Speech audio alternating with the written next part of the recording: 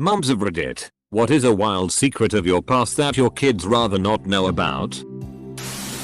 During Vietnam War era my mom had a pretty serious boyfriend and he got drafted and she dumped him for my dad. My grandma did the same thing with her boyfriend in World War II. He was a POW too. She preferred guys who weren't captured.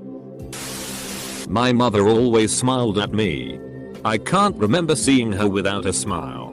When I grew up I discovered she had chronic crippling depression. Got to give it to your mum. That must have been hard for her to do. I didn't discover until later years that my mum had depression. Only it meant she struggled to invest in her child. Spent most of my childhood being emotionally neglected and seeing quite the opposite of a smile. She did her best though.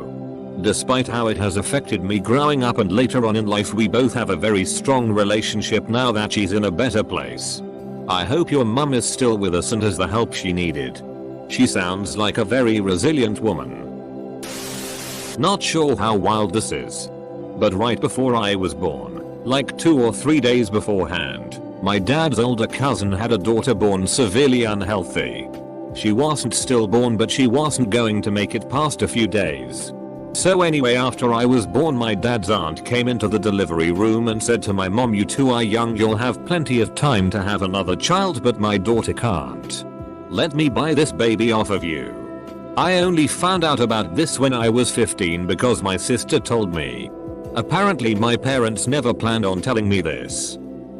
Grief at losing a child is an unimaginable thing. There were moments where the only thing keeping me from kidnapping babies was the knowledge that it was illegal. Questions would be asked. And I could never put another family through the same grief. I hope I never have to watch my own child grieve the same way. I like to think I wouldn't be this crass or awful.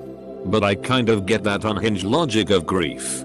I hope the aunt eventually apologized and wasn't just always a jerk. Back in the 90s I flew to Canada and spent the weekend with a guy I'd been talking to in a chat room. In 1997, I met a girl online. We both flew to London from Wisconsin and Singapore to spend 2 weeks together. Married in 2001. Still married 18 years later. Close bracket. Growing up my mother was a titan. She graduated top of her class in her farm and chaired several major gradulation boards. She was always very serious about school and we were told that B's were absolutely unacceptable because she was a straight A student all through college. We took that to heart up until I was cleaning out the attic a few years ago when I discovered some old grade reports from college. Guess who got a C in sociology and another one in linear algebra? Tough take, mom. Tough take. I was a sugar baby in college. Made a lot of money but blew it all on dumb stuff. Also my best friend from college and my roommate had the same sugar daddy. My kids call her aunt. They love her and she loves to babysit. My roommate and I had a lot of sex with each other. It was enjoyable but it was mostly due to our daddy. He obviously found it hot. I was also submissive to both of them. Mommy did some nasty things. When my girlfriend, wife now, and I were first together, she was gone all summer. Came back to town and we got it on. However, it was also noon. And the windows were open. And she is a screamer. We stopped in the middle because she saw some light dancing around on the ceiling. Looked down and a cop was shining a light in. Luckily he let us off with a warning to close the windows. However, due to her height he did have to ask for her ID to verify that she was old enough. She was 22. My kids probably never need to know that. I just learned that I was likely conceived on Easter. When my mom wore a crotchless lace she and teased my dad all night and then I was born 9 months later. FML. At least there's some passion there. I was conceived during a hurricane because no TV. I was talking with my mom about finding jobs and she told me all sorts of things she did for jobs. Including working as a waitress at a strip club. I had an ex who told me she worked as a strip club waitress. Maybe she did. But she also stripped. My girlfriend works at Hooters. In the kitchen. I was a flasher when I was a preteen living in Italy. Went through a phase, I guess. I would also prefer they didn't know about all the raunchy shit their future stepdaddy and I do behind closed doors. I don't want my kids to know anything about how I was raised. I really don't. Like, I can't watch anything family themed without crying. Most no kid movies leave me with a lump in my throat so big I could choke on it. And as they get older it's harder to turn my face far enough for them not to see and twice as hard to not cry.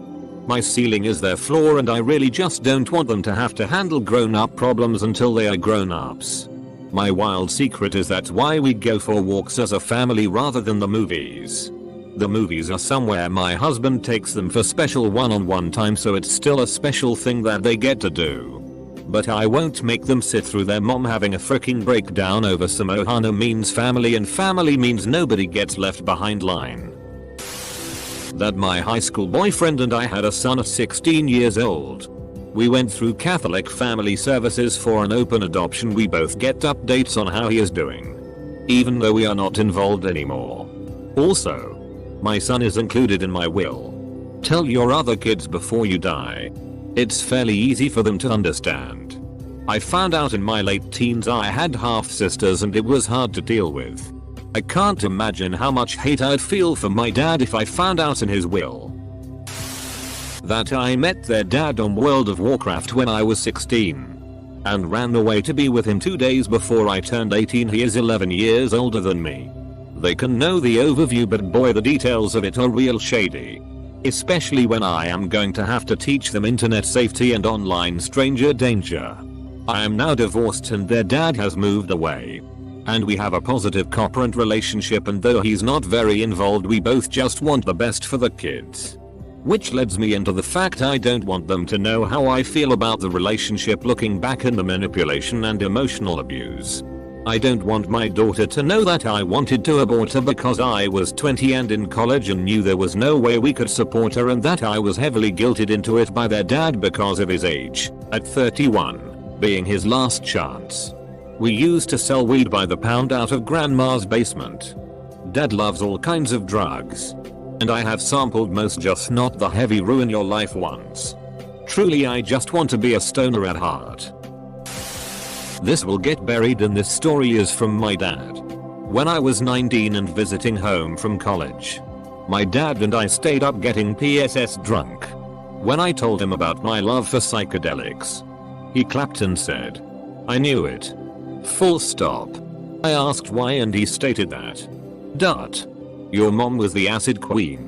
And we learned she was pregnant with you when she was 4 months in. We were tripping for your first couple of months." Her grandma. My mom was abusive toward me my entire life. So I'd rather her never even know she has a biological grandma on my side. I consider my best friend's mom to be my adopted mom and she has my mill on her dad's side. I don't want her to go searching for people who will only fail her at best and hurt her at worst. Not me, but my friend's mother. This was during her high school years. Senior year I think. Anyways, the drinking age here in Canada is 18. So you could be a HS student and get shit-faced. One night she was bar hopping with some buddies when she noticed a girl that had been her childhood bully standing around outside. Confronted her. Lots of yelling. One thing led to another. And my friend's mom lit her hair on fire. That woman still has short hair today. My friends and I used to break into buildings for fun when I was in high school. We never got caught. We also never stole anything. But it was still super dangerous and also just freaking creepy on our parts. One Thanksgiving, my grandmother confessed to the family that her father had run a speakeasy. And that she would tend bar mind the shop while he was out on liquor runs. I think she was pretty ashamed. But I think everyone found it pretty cool and didn't understand why she kept it a secret so long. It's not a bad thing per se. But my dad hid the fact that he's Canadian from all his children for 21 years. I found his passport by accident in a locked box that I broke into. How are you not suspicious of his apologizing all the time? My mom told me a couple of years ago that after my brother was born, she was 17. She was being stalked by a random guy 24/7. Follow her in her car. Phone calls where he didn't speak. Looking through her window. Etc. She didn't want my brother to be exposed to that. But legal action didn't help. He just kept stalking her. This went on for years until he finally just disappeared. She makes sure we know that if we feel we are in danger, to let her know. But she has only told me. So your mother killed him? Probably. Always knew that my mom's boyfriend gave her a parrot in college. It turns out that the boyfriend was a parrot smuggler and my mom even helped him smuggle some across the border a couple times, and the one that he gave her was one of the illegal parrots. Till. Parrot smuggling is a thing. Not a wild secret. More of a shameful secret. I guess. I have never told them. And never will. How their father treated us when I divorced him. There were weeks that we went without water or without electricity because he wouldn't pay his child support. Their father always told me that I was the one forcing them to do without because I could always just give him the kids. When the kids mention it now, I just let them believe that I was really bad with money. No child needs to know that their parent cared that little about them. That technically I met his dad in prison. I was in county prison. He was in state prison. He found my name in the local newspaper and wrote to me looking for a pen pal. That's a thing they do. We wrote while I was in jail. Kept writing when I got out. He was in for 7 years. I was in for 6 months. When he got out I just went back in for a violation. 5 months that time, so he visited me there on Saturdays and Sundays. When I got out we got together. Straightened our shit out together. And have a pretty great life now. He just got his master plumber's license and a great union job. He's a real deal success story. And the life we have now wouldn't make you think we started that way. Not my mom but my ex-girlfriend's friend. It's not even a secret really, I guess. But anyways. Her mom is engaged to her daughter's ex-boyfriend from HS. It gets better. Her mom asked her to be their surrogate mother. Meaning the mom and her boyfriend, who is also her daughter's ex, asked the daughter to get pregnant by the boyfriend so they could have a kid. They all live together. My mom is the shortest, sweetest, the most never hurting a flyest lady that freaks out over roaches and quarantines entire sections of the house until dad comes home and deals with the bugger. Imagine his surprise. And ours. When grandma brought out an album with mom's cadet school and achievement in military training. Specifically a picture of her hip firing various 70s military rifles in full uniform and death stare. I was a good boy for a while after that. Not me. But my parents. They are very religious and have told me more times than I can count that I shouldn't have sex until I'm married. A few years ago they were celebrating their 30th anniversary and it occurred to me that my oldest brother was turning 30 in only 4 months. So they started sleeping together before they got married. It also came out around the time my older brother turned 21 that they both drank a lot when they were younger. Another thing that they told us all to never do.